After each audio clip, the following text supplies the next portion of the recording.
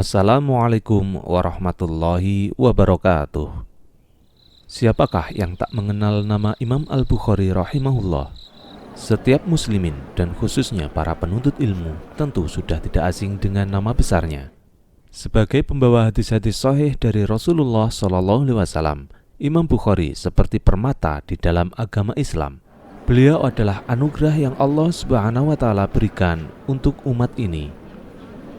Di balik nama besar Imam Al-Bukhari rahimahullah, ada sosok yang sangat berpengaruh dalam mendidiknya menjadi seorang imam besar. Sosok tersebut tidak lain adalah ibunya sendiri. Imam Al-Bukhari lahir dengan nama Muhammad bin Ismail. Sejak kecil, beliau berada dalam asuhan dan didikan yang luar biasa dari ibunya. Imam Al-Bukhari lahir dalam keadaan buta. Ia tumbuh besar tanpa melihat dunia dan tak bisa bermain dengan teman sebayanya. Karena kebutaannya tersebut, Muhammad Al-Bukhari tidak dapat membaca buku. Bahkan bukan hanya tidak dapat melihat, beliau juga berstatus sebagai anak yatim karena ayahnya meninggal sejak ia masih kecil. Sang ibu begitu sedih melihat putranya yang tak dapat melihat dan tak memiliki ayah. Ia pun mendidik Muhammad Al-Bukhari kecil dengan kesabaran yang luar biasa. Muhammad yang tak bisa membaca kemudian diarahkan ibunya untuk menghafal. Hasilnya di luar dugaan. Sekali mendengar suatu kalimat, ia dapat merekamnya di dalam otaknya. Dengan cepat, Al-Bukhari pun menjadi penghafal Al-Quran. Ia menghafal apa yang ibunya bacakan untuknya. Ibunya juga terus berdoa kepada Allah Subhanahu wa Ta'ala agar menyembuhkan mata putranya. Ia yakin tidak ada yang mustahil bagi Allah Azza wa Jalla. Jika Allah berkehendak, seorang yang buta dari lahir pun dapat diberi penglihatan olehnya.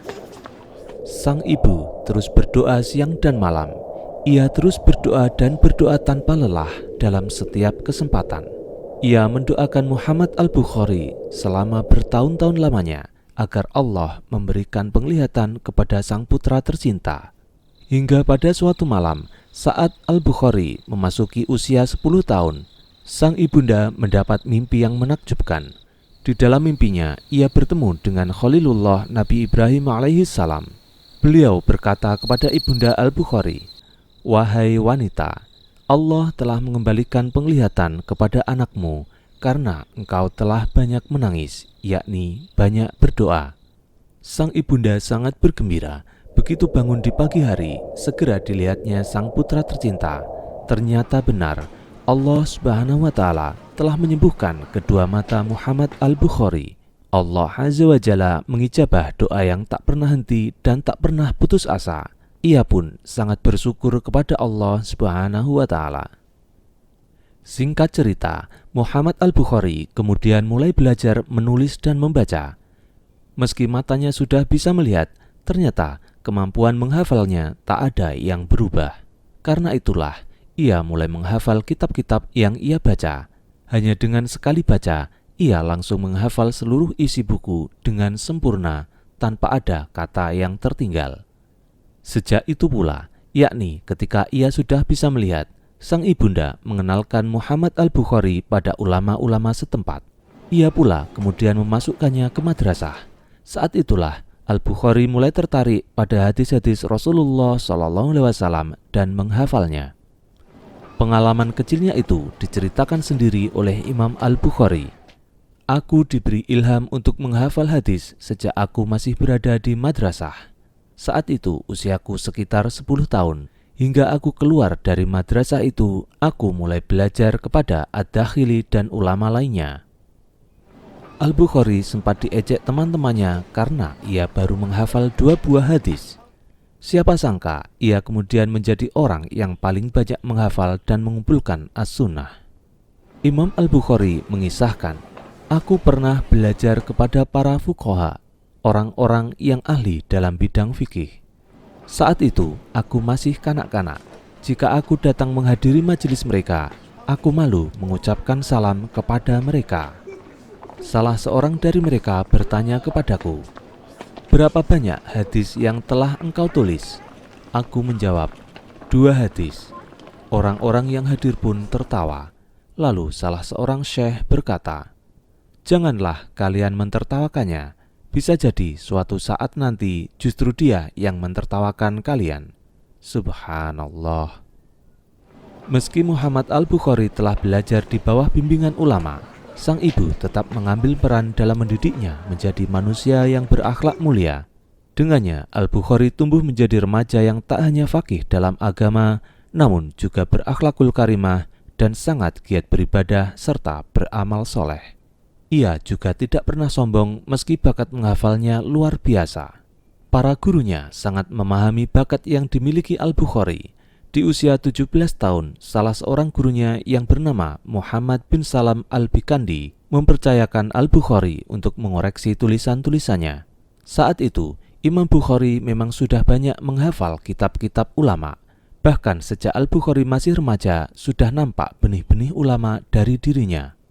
Lalu, di usia 18 tahun, Al-Bukhari menemani ibu dan saudaranya untuk menunaikan ibadah haji ke Mekah. Sang ibu lalu merelakan putra tercintanya untuk tetap tinggal di Mekah untuk mencari ilmu hadis.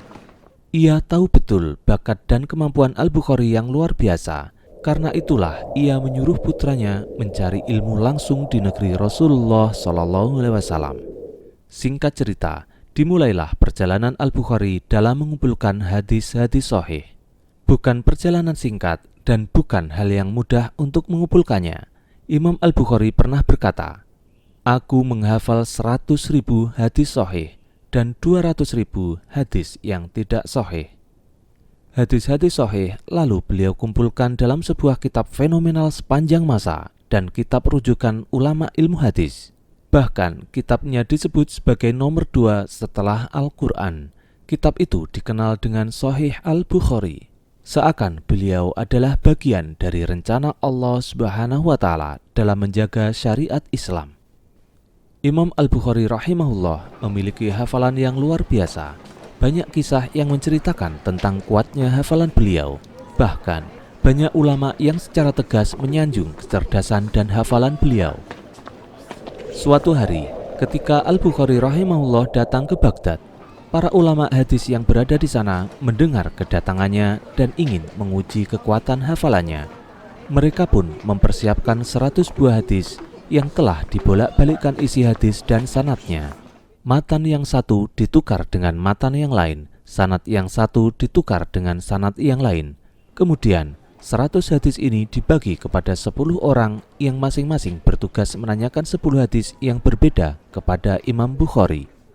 Setiap kali salah seorang di antara mereka menanyakan kepadanya tentang hadis yang mereka bawakan, maka Al-Bukhari menjawab dengan jawaban yang sama, "Aku tidak mengetahuinya."